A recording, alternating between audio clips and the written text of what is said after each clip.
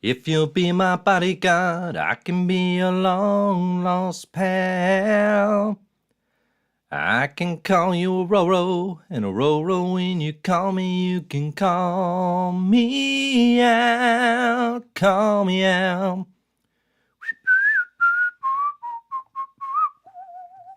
Oh, hi. Hello, and welcome to Comic Book Herald Live. I'm Dave Busing, founder and editor-in-chief of comicbookherald.com. I am still sitting down. I'm not standing. That setup is on hiatus, but here's the question. Can you hear me better this week? I've been getting rave reports, rave reviews in the comments of folks saying, so quiet, can't hear you, love the show, 5 stars. Is it coming in clear? I switched to a different microphone. It should be louder, it should be easier to hear, but I am reliant on all of you live in the comments to tell me if that's not the case. If even one of you has issues hearing and you don't speak your mind, I will get yelled at by thousands. Thousands, I say. Hello, everybody. How's it going? Hopefully, it's loud. Hopefully, it's coming in hot. But let me know if it's not, and we can talk about that. Listen, we kick things off with a little Call Me Al because Al Ewing, back at it again. Back at it again. X-Men Red is here. X-Men Red is the best. X-Men Red, Al Ewing Storm. I think I said this last week. Al Ewing Storm and X-Men Red saga is the best X-Men run following House of X and Powers of 10. And at this point, I don't think it's especially close. At this point, I don't think it's especially close. Like that gets us over 30 issues of extended, comprehensive work from a single creator in this playground, and it is the best of the bunch. It is the best of the bunch. It rules. X-Men Red number 16 is out today. It's good. Hey, if you're here live, we're recording this on Wednesday, October 11th. We are going to talk about really just the one comic that came out today, X-Men Red number 6, maybe a little Avengers number 6.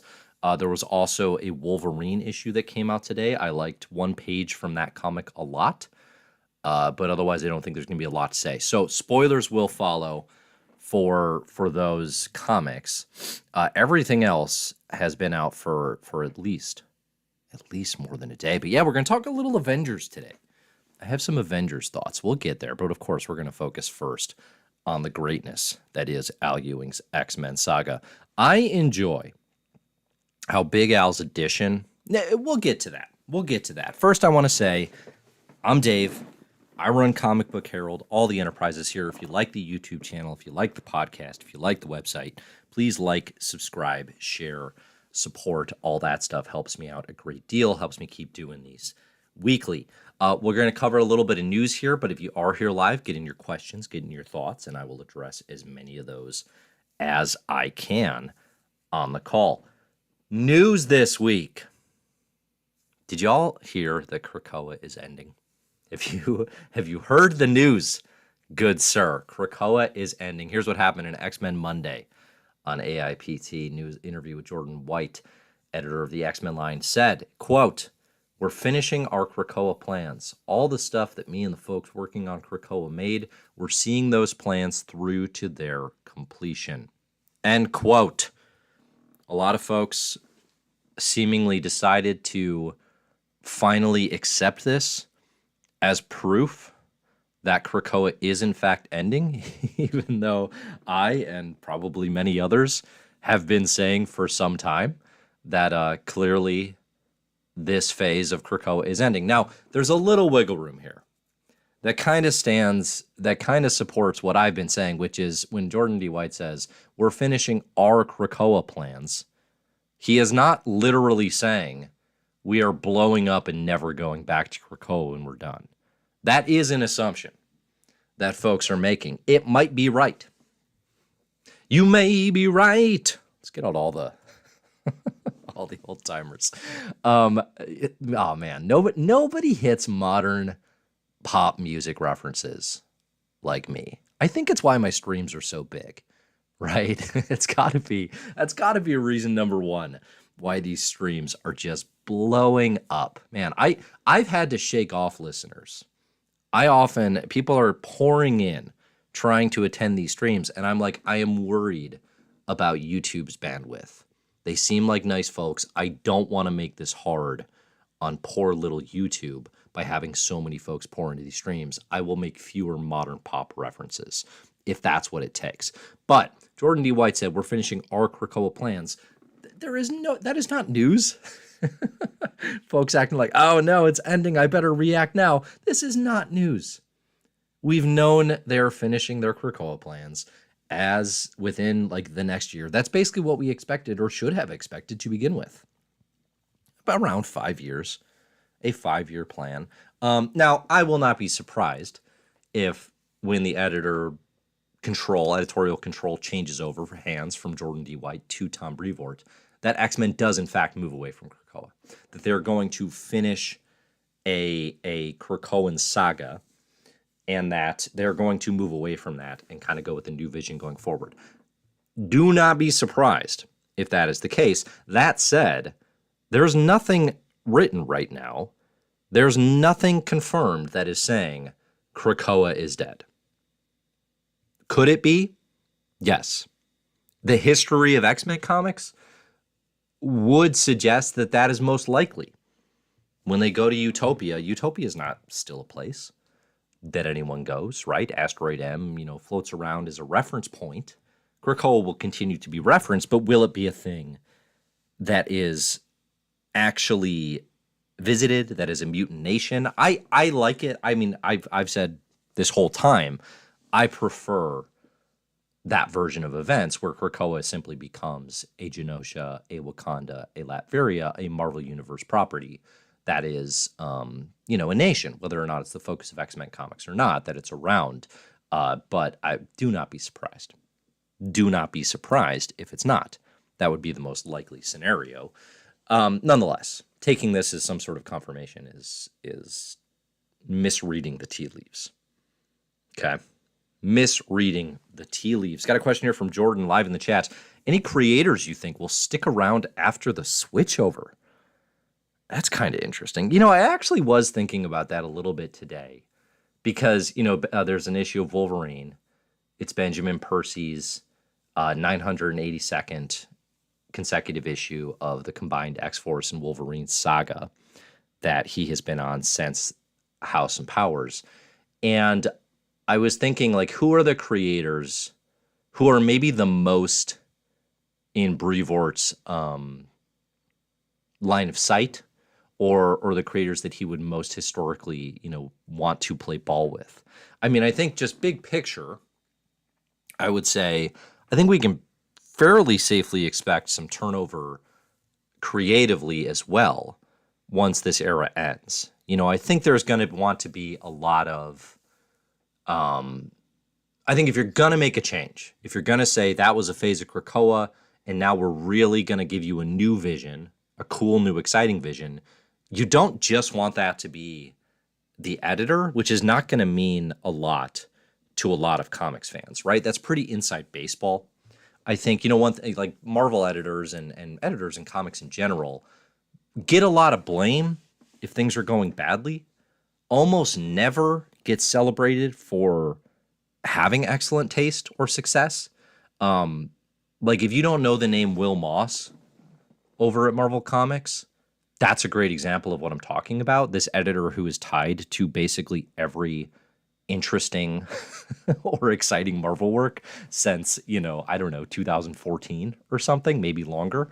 But it's like they don't get a ton of credit. So you're not going to make waves. I mean, it is a little bit at this point, again, with the inside baseball comics fandom. But like when X-Men relaunches and there's Uncanny X-Men #1 after the end of this Krakoan phase, if the big hook is new editor Tom Brevoort, that's not going to move the needle. That's not going to sell a copy of Uncanny X-Men. So yes, I do think you're going to need new creators. I think Jerry Duggan very much fits the Brevoort mold of a bit more traditional, a bit more meat and potatoes, which we're going to talk about when we talk about how Avengers is faring right now.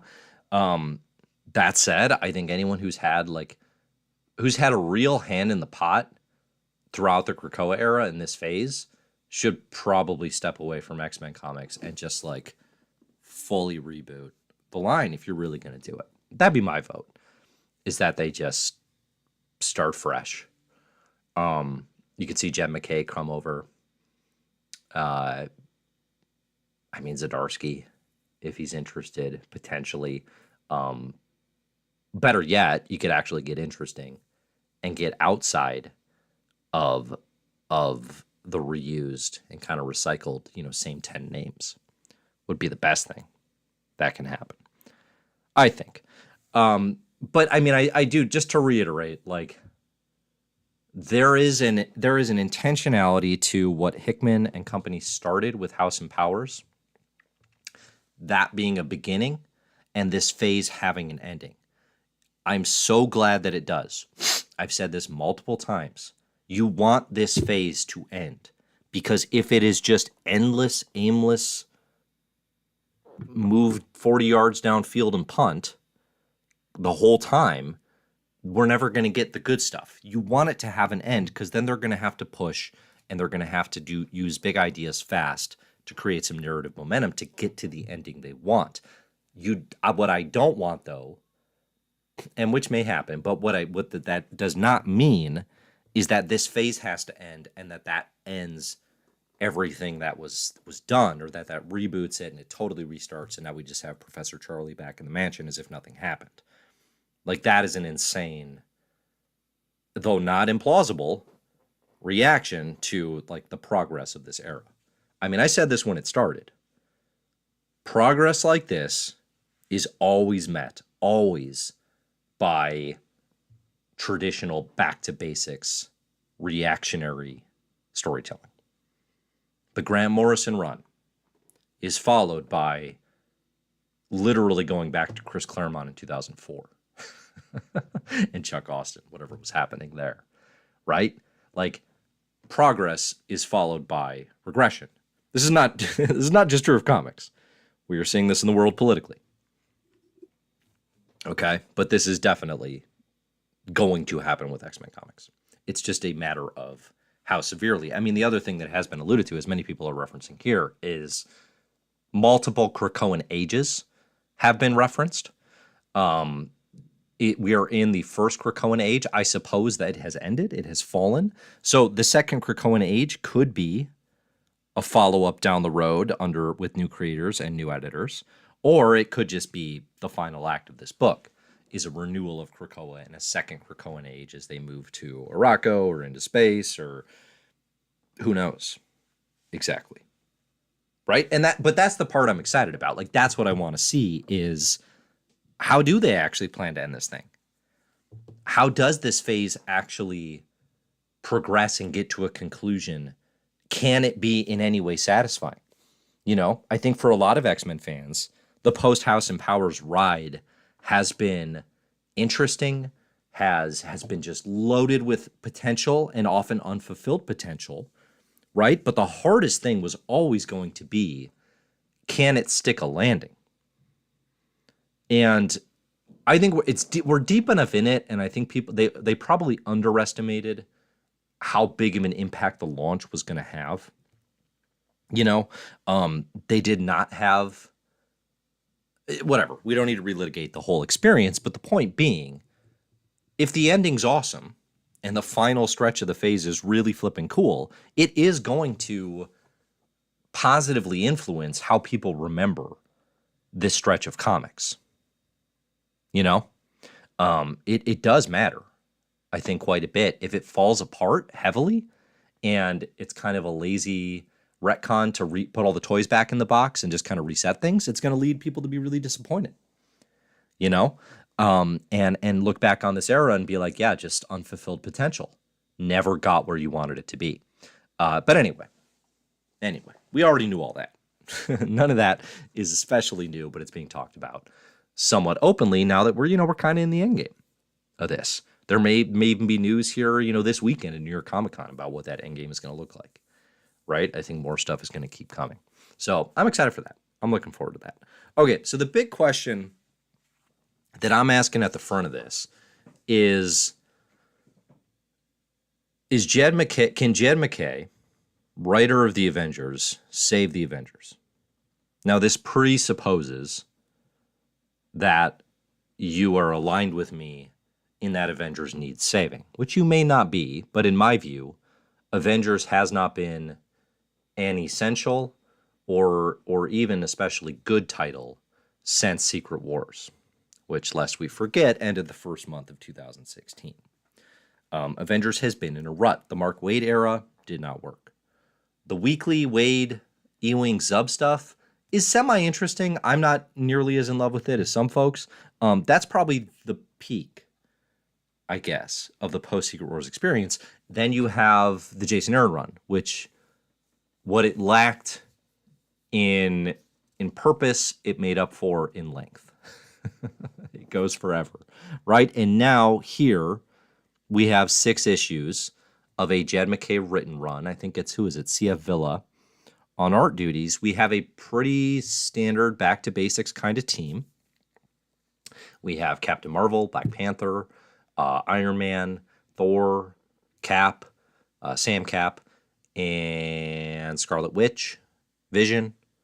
Okay, we got the folks you know.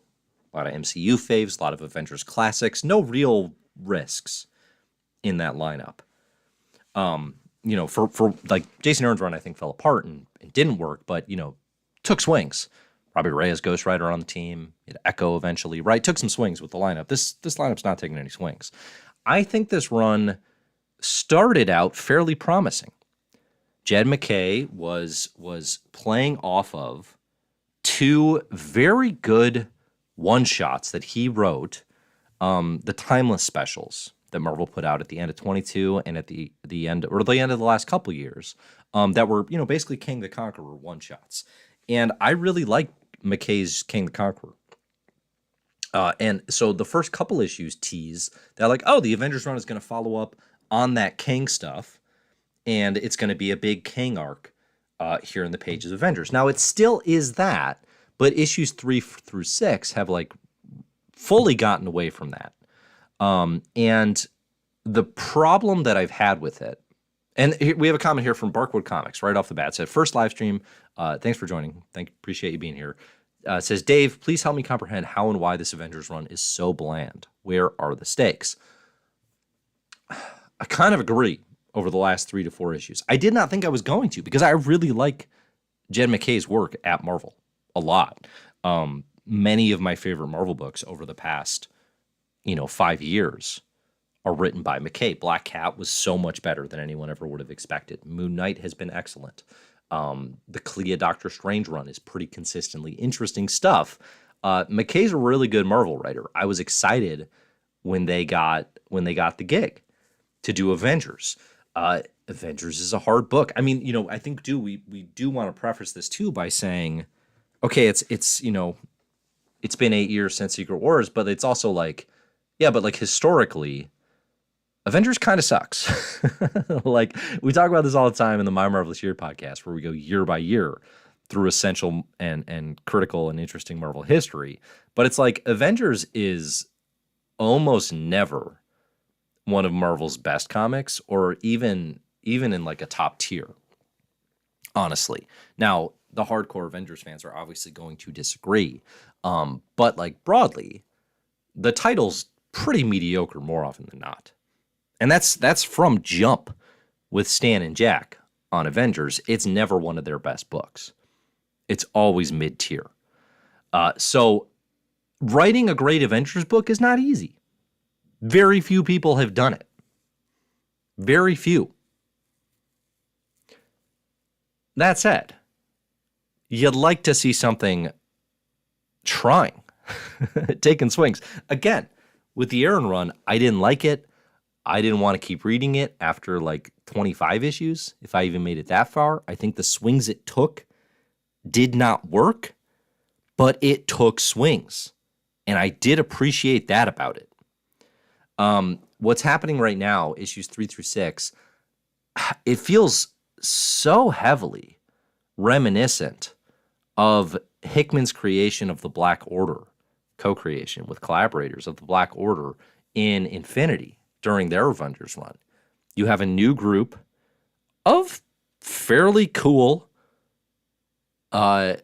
new villains that Kang has said are going to come and be part of this series of tests the Avengers will face. But man, are they reminiscent of the Black Order. It's super familiar. And I could get over that if the comic was doing more than just one hero versus one villain, scene by scene, cut for 4 issues. Really dragging.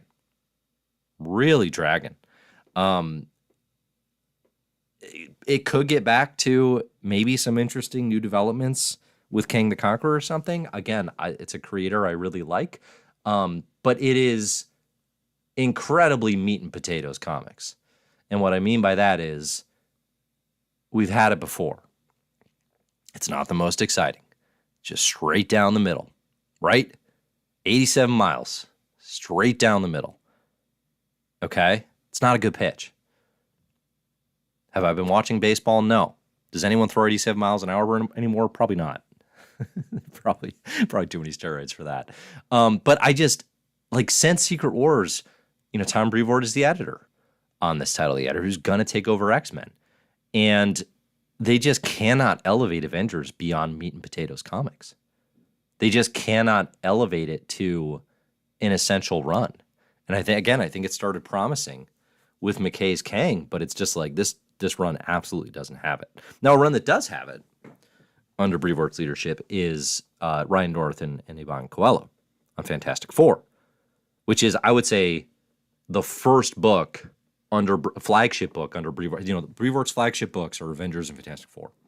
The first one to excel since Secret Wars is the Ryan North-driven Fantastic Four, which has been quite good. But unfortunately, Avengers doesn't have it. It's just it's disappointing to see it over and over again. Reset the team, say, here we go, we're going to be the Avengers again, and just like it is so incredibly boring. I mean, I think a lot of fans often blame the MCU for kind of like, oh, well, we have to focus on Avengers now, and it has to be perceived as an important or more important title because of the success the franchise had in the films. The Avengers movies are good. like the MCU actually doesn't have this problem. The Avengers movies are consistently pretty interesting and solid by MCU standards, especially by the time we get to the Infinity Saga, where it's like, yeah, everything is driving through them. So all the most interesting endgame stuff, literally, and of course in title, runs through Avengers. And that's definitely a problem that the Marvel Universe has right now, where everything goes through X-Men titles still. Iron Man has become an X-Men book, right? Everything is going through the Krakoa era as the center, but then it's like, but then what is the role of Avengers? Is this the center of the Marvel Universe or not? I mean, for me, two eras of Avengers that I'm quite fond of are the Bendis era and the Hickman era, both with their flaws, but both clearly own being the center of the Marvel Universe. They own that. They grab onto that. They know where they stand, and they're driving the car. And this Avengers run is not doing that, and it has not done that since Secret Wars. I think it needs to grab those reins back or go the other route, which is some of the more interesting Avengers stuff in the 80s when you have like Roger Stern writing, and they're just like, well, we don't quite know what to do with this team, so we're just going to do super weird lineups of like C-listers, which is when you get Black Knight having heavy involvement, when you get Monica Rambeau heavily involved, and then you can do things with characters and take chances and some swings that are not just like, man, this is stale, what it is right now.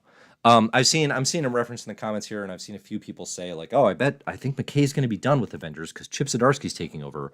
I don't think that's true. The announcement of a Zdarsky written Avengers book was like, Avengers Last Stand or whatever the heck they're calling it. I'm pretty sure that's going to be like a miniseries, like an out of continuity miniseries. kind of like he did with Justice League Last Ride. I'd be surprised if it wasn't that. I don't have confirmation on that or not, but I'd be pretty surprised. So, all right, getting your Avengers thoughts, getting your comments here. Take a sip from our sponsor. We'll talk a little more about comics.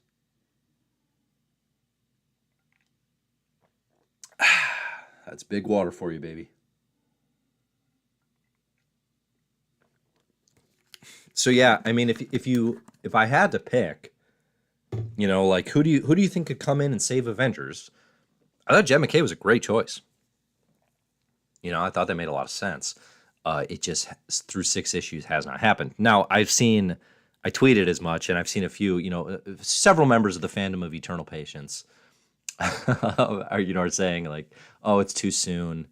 You know, oh, give it time. Which, listen, very good writer. This run things can get better. Things improve. Okay? That doesn't mean we can't make a quality assessment after 6 issues. Sorry, fandom of Eternal Patience. You're wrong. Pretty much always. But, like, no, we can make an assessment after 6 flippin' issues as to whether or not this is working. And it's not. It's quite boring. If you're enjoying it, we are on different wavelengths. I think, you know, one big thing, listen, it's okay if people enjoy things that I don't, obviously. I express what I think of the work, and there are going to be things that I like that you love. There are going to be things I don't like that you love. There are going to be things that I love that you don't like. That's just inevitable, right? And opinion. But the one thing I really want to see out of fandom and out of comics readers like myself is hold the work to a higher standard. Want it to be better, I think. It is okay as fans to want things to be better. And I think there is a fear sometimes of doing that and being perceived as always negative or needlessly critical. And I'm not talking toxic negativity. I'm not talking hate and rage. I'm talking just hold these things to a higher standard. We have seen comics that are better. We have the evidence. We know these characters are capable of that. I just want them to be striving for those standards of the work that has come previously that has excelled. Obviously, it's the easiest thing in the world to sit in a chair and say, make the comics better, right? As opposed to actually doing it. It's incredibly difficult. But I think we can identify critically the areas where the comics are not living up to what we want them to be, and then look for them to aspire to that. You know, I think one of the problems I have with Avengers over the last 4 issues is it does not seem to aspire to much more than this very meat and potatoes superhero back and forth, new villain versus familiar Avenger. It is not aspiring to more than that. It does not have a hook beyond that. Okay? And that's the thing where I say, this is falling short of what I would like it to be, of an Avengers book that I would like to be reading, of the standards of previous Avengers books that I have enjoyed.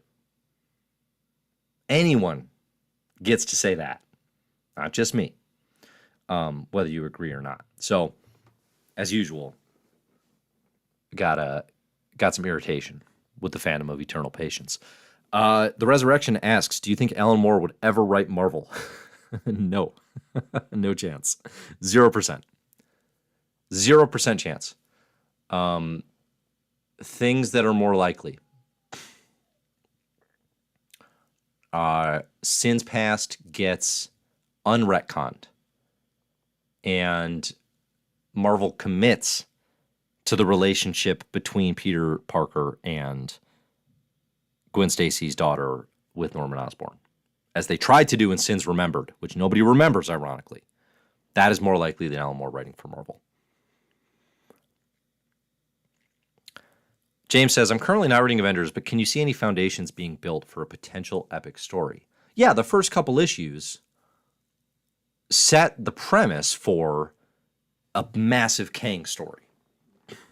That's exciting because when, Kang has gotten a lot of attention over the last several years because of the role of Jonathan Majors in the MCU, right? And being the new Thanos or whatever. And I don't know how true that is or isn't going to be going forward.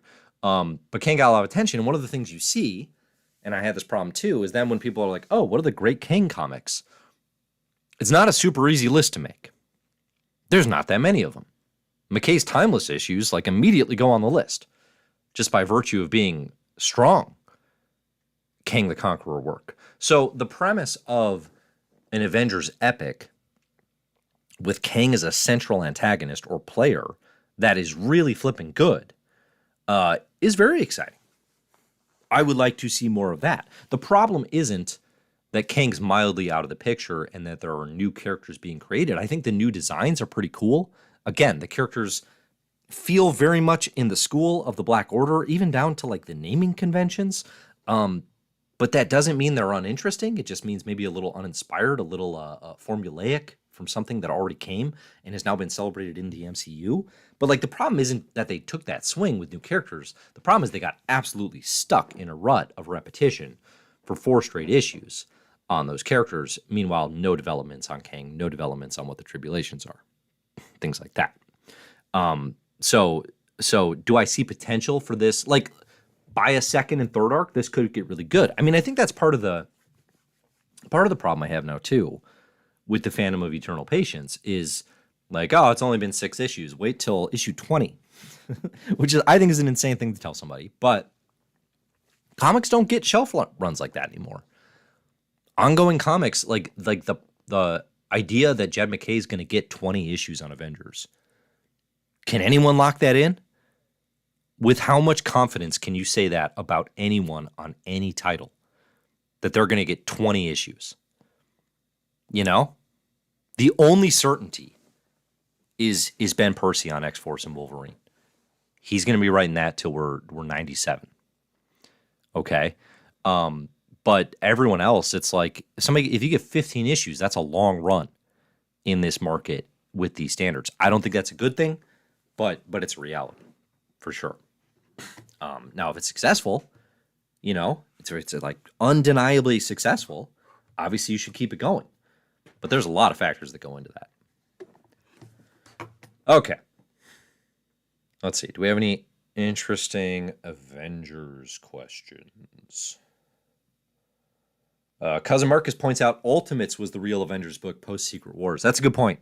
Ultimates by Al Ewing and company was the best Avengers book since that time. But again, I'm talking actual flagship Avengers title as controlled by Tom Brevoort. But you're right. Yeah, Ultimates would be the one to read. Let's see. JD says, so I love X-Men Red and Storm, but don't hate me. Haven't we established Storm is a badass? It feels like there has not been a lot of character development for my favorite X-Man. That is an interesting thought. I don't think... I have not tired, even a little, of Storm is a badass moments. I have not tired of them. I think Al Ewing is very good at selling those over and over and over again. I do think that X-Men Red, given the amount of moving pieces, I think Ewing's pretty committed to Storm's role as a leader of Arakko and her kind of position trying to help this culture move into sort of a new era for themselves. I think that's a really interesting role for her. And I don't think she's been reduced to just showing up and doing one cool thing an issue. So I do kind of get what you're saying, but I disagree in the sense that it's been overplayed. I think those moments are still incredibly exhilarating, and I think Storm she is the main character of this X-Men Red run. So to me, the idea that she is not developed enough, I would dispute, because I actually think Ewing is a very good writer of character. I think takes a fairly not unique, but an individual approach to how he writes each character. He has a voice and a personality for Sunspot. He has a voice and a point of view for Storm. He's developing those things for all the players on Araco. Whereas like somebody like a Hickman, obviously an author I really like, often writes all of his characters as the same sort of philosopher king, mouthpiece. I think Ewing's actually pretty good at that. So yeah, interesting point, but I'm not with you on that. Let's see. James says, I'd love to see a younger creative voice with a lot of heart take on Avengers like Evita Ayala.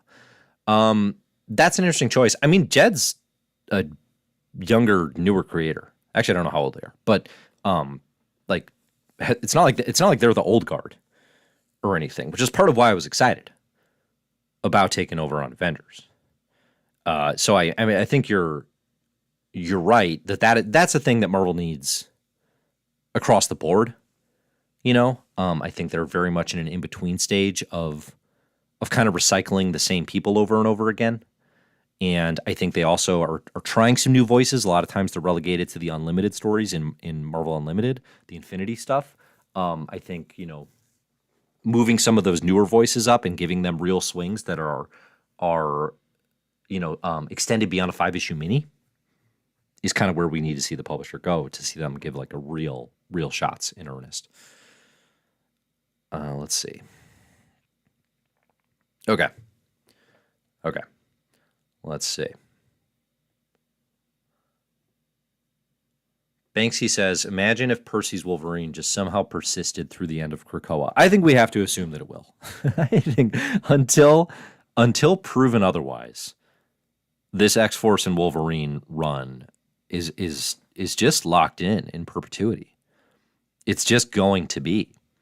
Listen, it'll be the Locusts, Keith Richards, and Percy's X-Force and Wolverine at the end of days. It's just going to keep going forever. James says, poor Nova. Are we there? Are we in spoiler territory? I think we are. X-Men Red number 16. Nova took a plague arrow for Storm today. I like what Al Ewing did with Nova in the pages of Guardians of the Galaxy a lot. Al Ewing wrote one of the best Nova comics of all time. It's like Annihilation and then that therapy session in Guardians by Al Ewing. What's your other Nova book? Aside from the Nova solo run by Abnett Lanning, that's really good during Annihilation era. But yeah, Nova has not had a heck of a lot of interesting stuff to do during the X-Men Red era.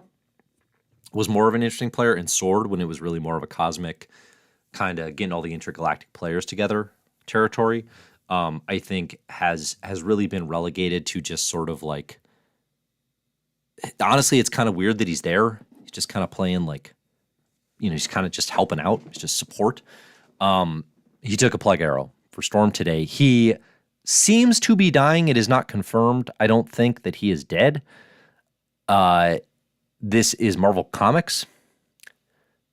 Generally, if a character has any like fame, if anyone knows their name, they don't get killed without a lot of hoopla and setup and and comics saying, let's celebrate our fallen friend. So I'm not fully willing to believe that Nova is down for the count. What was cool about that moment, so Storm and Death are about to fight. Plague says, great op to shoot an arrow at Storm. Nova flies in, takes the hit. Then Death flips out. We're talking Horsemen of Apocalypse, Children of Apocalypse, and Nemesis, and unleashes his death head on his own sibling, on Plague, and seems to actually kill them for interfering, which was a pretty interesting, cool moment. There was also some cool stuff here, calling back to Judgment Day. You have, while this war is raging on Araco, we have Civil War, sort of orchestrated by Orcus, but really kind of a long time coming with Nemesis. We have characters weighing the power of the Uranos trigger. So you have, the 1 hour of Uranos and his Eternals weapons of destruction. They could use that to end the war. And you have, you're talking about character development with Storm. Here's a fascinating decision for Storm. A great data page history of Arakko contemplating Storm's decision, saying, should she just say, screw it with morality and use the Uranus trigger and end this war? Should she do it herself? Which is another cool badass moment that I'm here for. A really interesting decision coming, I think, for Storm that will very much dictate kind of where is she at spiritually and in terms of just, kind of moral fiber in this era. It's a great one. It's a great, I don't want to see her pull the Uranus trigger. As a fan of this character, as a fan of her retaining herself, I don't want, she should not want to use Uranus. Will her hand be forced to do so? The idea that she can do it herself is also wild. Can she? Is she that powerful? That's interesting. I think, to me, it's better if she doesn't use it because Uranus devastated Arakko. Uranus ultimately killed Magneto. The idea of saying that's who we want to use to save Arakko now feels very twisted, and it sends a really awful message, I think, to the people that Storm is trying to lead or shepherd at least, right? So it's and this speaks to Gillen's success, and he said Urbich's success, I think, with Eternals and Judgment Day. Uranus is just a really interesting character. And it is so much more than just, the MacGuffin plot device that they could be, because they have real Thanos energy, as his granddaddy. So I don't think Storm will use the Uranus trigger. I'd be surprised if she did. Do I think she's going to unleash a darkness and kind of a murderous rage that she has otherwise repressed instead? Kinda. Maybe. That's what makes it interesting. You know what else is interesting? Big Daddy A enters the ball game. Welcome back. Welcome back to our solar system, Big Daddy A. It's a pleasure to have you.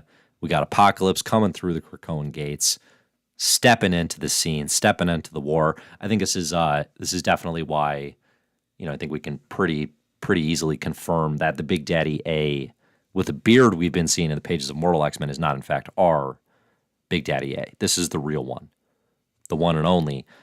Get Apocalypse on the scene. Get that man on the scene, working with Storm, freeing Arakko. Let's go. Love this book. Love this book. It's so great. It's so great. I really am enjoying how Ewing's edition of the new characters, new ideas, new players is grounded in the familiarity of the known. And what I mean by that is this book spent time setting the stage for Storm's role, building a surprising Sunspot role. In the early days, setting up Magneto's role.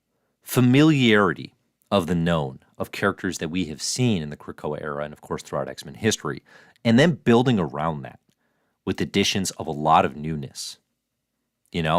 I don't think it's necessarily wrong to want to come in and try all new stuff or try total unfamiliarity, which is kind of what Hickman is trying to do with Gods right now, to a degree, right? But I think, to me, Ewing's X-Men Red is the perfect blend of those two concepts, of things in the Marvel Universe that we know, and then building newness around them that creates something lasting and interesting and satisfying in the Marvel Universe. Jordan asks, there's a hooded figure standing behind Big Daddy A in his entrance scene. Odds of that hooded figure being behind him being some version of Moira. I would put that very low. Let's see, how do odds work? I would put that as 50-1. I've got Richter at 2-1. And I've got, who else could it be? Have we seen Solemn in a minute? How about Solemn as 3-1? That feels like an option. Who else? Who else could it be standing behind Big Daddy A? I mean, Richter feels like the for sure winner to me. given their relationship in Excalibur, given the fact that unless it's just something I'm not reading, I don't think we've seen Richter in a minute. They seem close. They seem friendly. Ooh, Sir Deezy here points out it's Evan. What's up, Kid Apocalypse? That would be super fun. I don't know if it would make any sense, but that would be super fun. We'll put Evan at 11-1. No, 15-1. I don't really know how odds work. I don't gamble, but I do pretty consistently listen to Guess the Lines on the Bill Simmons podcast for NFL stuff. So I feel like I know how to gamble. All I know is the Bears are always giving points, and they're always the dogs. That's most of my gambling knowledge. Good thoughts. Good thoughts here. I like these theories. Either way, it's gonna be exciting. Get Apocalypse back in the game. He's gonna help us get out of the fall of X, get back into the rise of the powers of 10, whatever we're calling it. There's some promising stuff between Immortal and X-Men Red. Children of the Vault, still good. Still interesting. But yeah, I saw some people asking, like, did the Fall of X need to happen? Like, we're like 2-3 issues in to series during the Fall of X. Like, do we need this? How much are we getting out of this? Of them falling to Orcus and bouncing back. It's an interesting question. I think the fact that everything is set to a 5-issue limited series to me feels like the exact right amount of time. I think if there was an expectation that like, oh, this might go like 12 months, 15 months or something, it would feel really disillusioning. Like, really? We want to just roll around in the mud for that long? The fact that everything's super limited and that clearly we're going to bounce out of it with relative speed makes me feel okay about it. Yeah, Wolverine had some pretty nice art today, including one page I loved. There's a page, it's been rolling through on the sequence here, but there's a page where Wolverine's like, Cap does his thing, and you got an image of Cap at the top of a building throwing a shield, and he's like, and I do mine. And then he literally slices through the floors, which are the panel borders of the page all the way to the bottom, kind of evoking that classic, now it's my turn, Hellfire Gala stuff by John Byrne. That page rules. That is a original artwork, put that on your wall kind of page. Super cool. I thought that was awesome.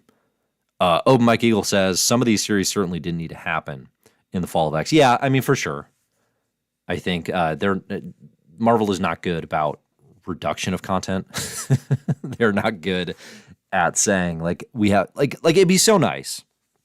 In a perfect world, Marvel and DC would be like, you know what, we have 5 good X-Men books right now. We'll just publish 5. But no, they're like, how many can we get away with? What can we justify? 12? I think we can sell 12 of these at a limited cadence. All right, let's do 12. It's like, really? Realm of X? Yeah? Feel great about that? There's some duds. There's some real duds. But yeah, I think, we probably have, I mean, a Fall of X books that I'm like excited to read would be Immortal, X-Men Red, Children of the Vault.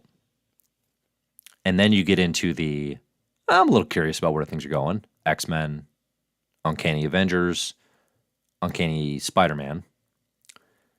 And I think and Dark X-Men. I'd put in that group too. So that's 7. That's 7. It's not bad. Could stop at 7. They didn't, of course. All right. Everybody, I'm going to take another sip from our sponsor, getting your questions, getting your thoughts. And then I'm going to talk about what's good this week, in addition to X-Men Red, which is also good.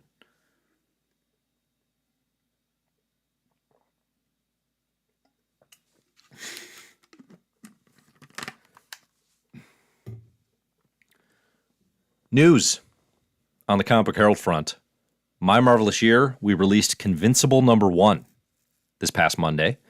Go check out the My Marvelous Year podcast. You can listen to Convincible #1. It is the first of 8 episodes in which I will be trying to convince my co-host, Zach, and my other co-host, Charlotte, that Invincible is one of the greatest comics of all times. It is Convincible. The first episode is about 2 hours. It begins with what might be my finest parody songwriting work ever published.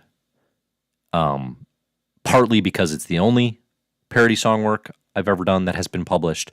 But it begins with that, if that's a selling point. If it's not, you can easily skip ahead. Got about 2 hours of convincible arguments. We read like the first 19 issues of Invincible. I got to say, the early days of Invincible definitely have me on my back feet a little because I had a fine time reading it, but reading it again, it's also like, it's like I know it's going to get a lot better, but it kind of puts me in that position of needing to be like, oh, just wait till issue 50, which again is an insane thing to tell someone that they have to read or watch or hang around for that long for a thing to get good, to peak. But yeah, Convincible #1. Check it out. It's going to be fun. We're going to do 8 episodes. The next episode, we're going to be watching Invincible on Amazon Prime in addition to reading some more issues. And then, so I'm gonna make us watch that, and then we're going to talk about what the show can tell us about the promise and how the series works. I watched the first episode of Invincible on Amazon. I thought it did a nice job, but I was also like, well, I've experienced this story before. I don't think I need to keep going. So I'm going to go back. I'm going to give it a go here as, I think season 2 is going to come out any week now. But yeah, we'll be checking that out. So that's Convincible on my Marvel this year. All right. What is good? What is good this week? The Short Box Comics Fair. For a few years now, I've been aware that Short Box Comics was one of the coolest, hippest new comics publishers in the biz, but their work always remained just outside my peripherals. I think I first became aware because they had a James Stokely comic called Sobek, which had a super dope-looking alligator god, but I can never find it. I can never actually find the comic. They're UK-based, kind of play by their own admirable rules. Their works aren't available via like LCS, Comixology, libraries, all the places I normally go to get comics. So I've developed some serious FOMO. Fortunately, they do an annual Short Box Comics Fair. You can check it out at shortboxcomicsfair.com.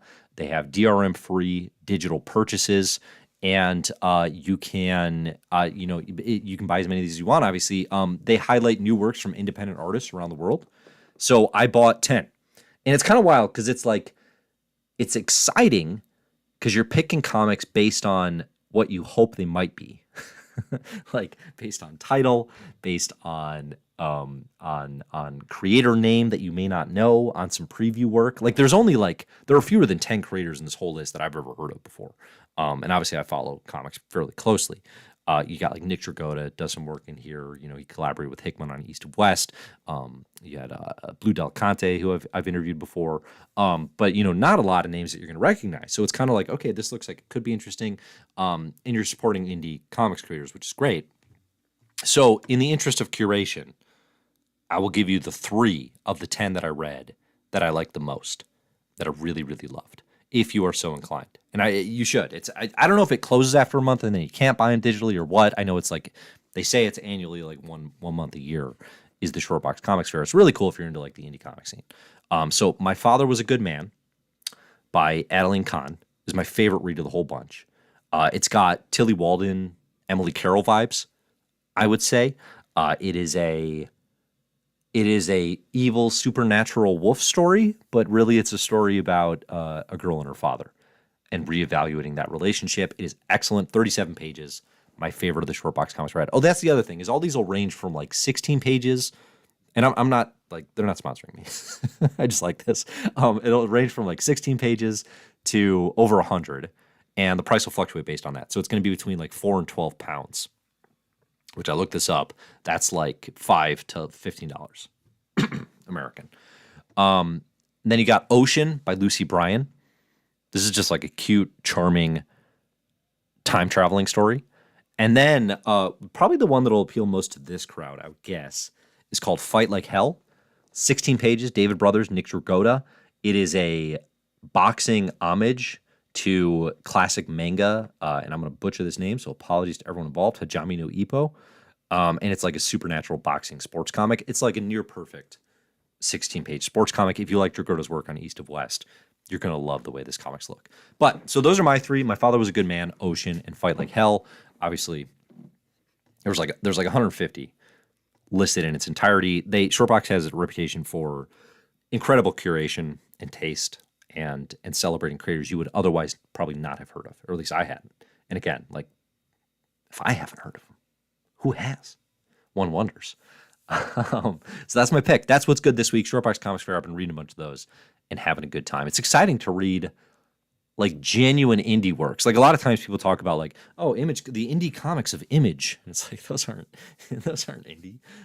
That's not really indie. This is like actual like creators getting their start, doing their thing, doing everything themselves in a lot of cases. So it's super cool. I recommend you check it out. All right. I think that's going to do it for us, unless we have any final questions. Oh, there's one question here from Banksy. Are you caught up on Venom? I see this slide from last issue. Yeah, I read Venom 25 this week, which was the time-traveling Doom versus Venom issue. So I included a slide from that, which is an incredible moment. Dr. Doom and Venom are traveling through time, and Doom is like on Eddie Brock's neck. You know, he's going to kill him. And Eddie keeps breaking the time platform, sending him jumping through time. And at one point, they get shot back to 1942. And rather than continue to hunt Eddie Brock and solve this time-traveling solution, Doom's like, oh, I'm here in 1942.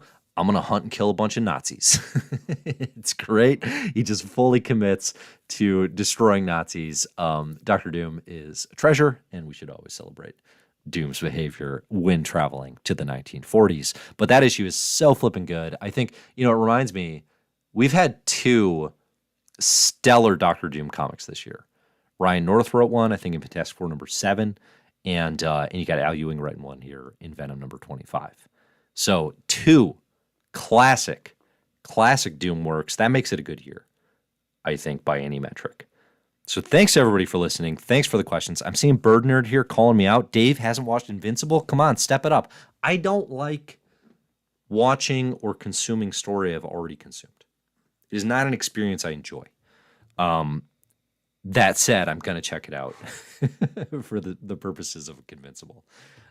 It's, what I have been, actually, here's another rec, a thing that I've been watching and loving. My wife and I started watching Wednesday. We have one episode to go. Wednesday's awesome. Wednesday's great. Just like, what if Nancy Drew was in Gothic Harry Potter without the transphobia, right? Like, Wednesday is so good. Looking forward to watching the last episode tonight, and can't wait for season 2. So there we go. Thanks, everybody, for joining.